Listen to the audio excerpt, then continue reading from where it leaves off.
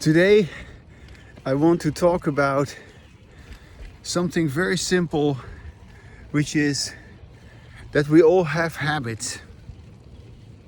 And I want to link this notion that we all have habits, routines, things that we do without even realizing it.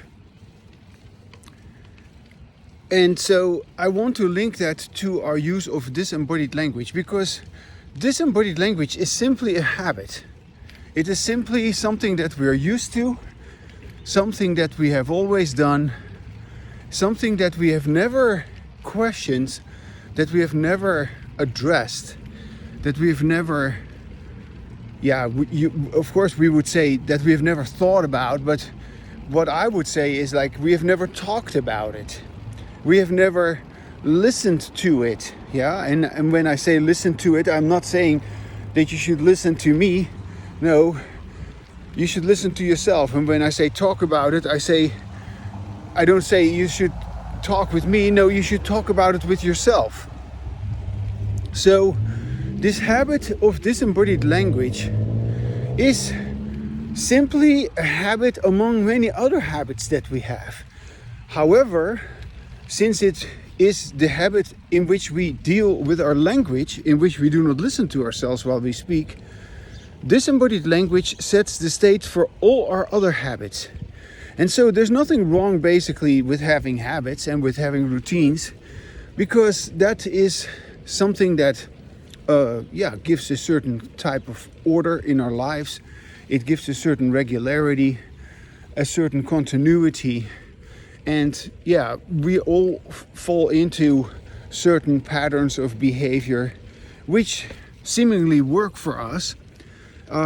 However, once we begin to observe the pattern of our disembodied language, and like I said, that so-called observation has nothing to do with looking at something.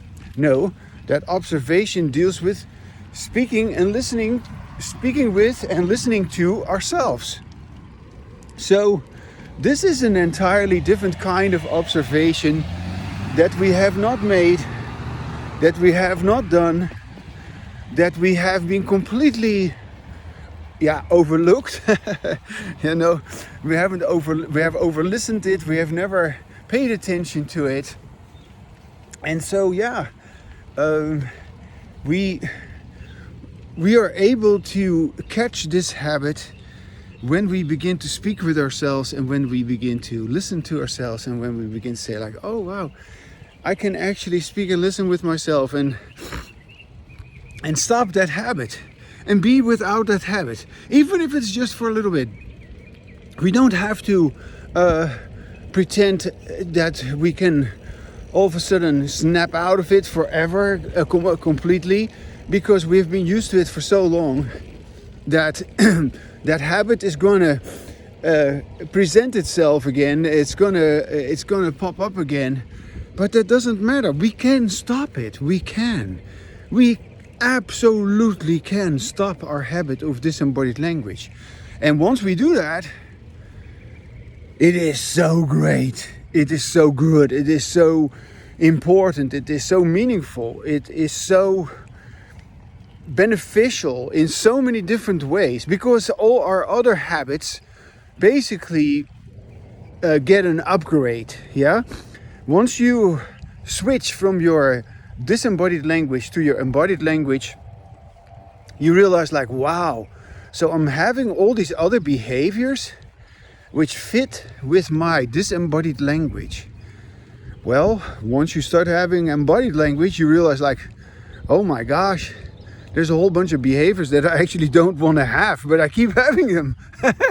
And they are maintained by my disembodied language, yes.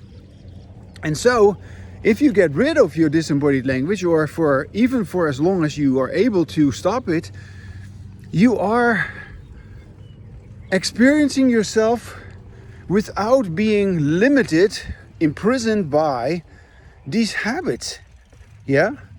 Without being impaired by, undermined by these habits, without being negatively affected by these habits.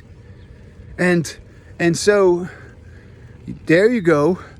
Now you begin to, become more involved with your embodied language, because your embodied language is like an enormous transformation that's going to completely change your life if you are going to continue with it. Not just one moment, not just one experience, not just pretending that you got it already and that you understand it already, when in fact you haven't even begun. You haven't even, because once you start with with noticing the difference between your own disembodied language and your embodied language, there are so many implications.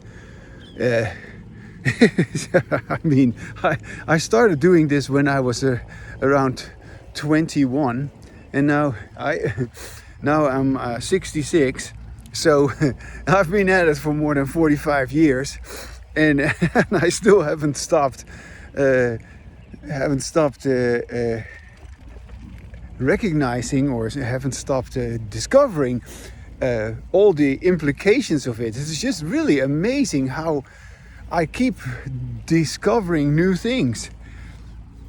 And of course, if you just take the simple fact that embodied language is allowing you to be always new, you're always discovering new things. Isn't that great? Yeah. Now, okay, here, bye.